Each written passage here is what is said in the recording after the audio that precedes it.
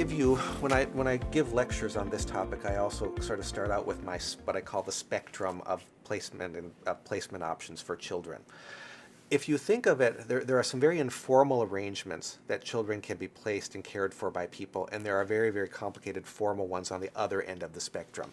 And oftentimes when I've got grandparents or relative aunts or uncles coming in saying, we want to do something to care for this relative of ours, but we don't know what kind of a proceeding we should bring, I will have this discussion with them about that.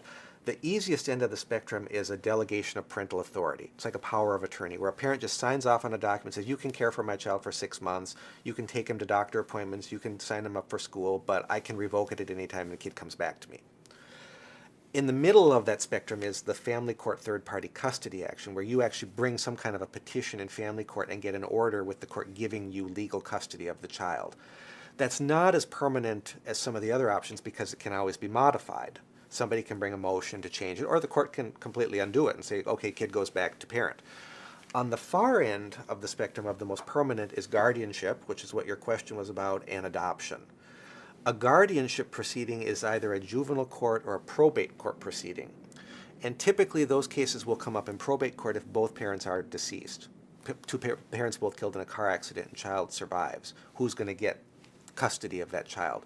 Those would often be a probate court guardianship proceeding where the probate court basically gives some relative, typically, guardianship over this minor child. And they have guardianship until the child turns 18. They can consent to the child's marriage, they can consent to the child's adoption, they have all rights that a legal parent would have, but they're under the supervision of the probate court.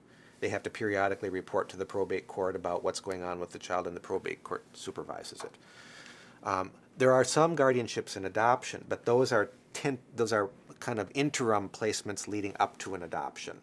And typically that guardian will then consent to somebody adopting the child. And then adoption, as we've talked about, is the most permanent. You go in, the juvenile court issues an adoption decree, and you are that child's parent forever. You know, just like that child was born to you. So that's kind of the context of how guardianship fits into that scheme of those arrangements.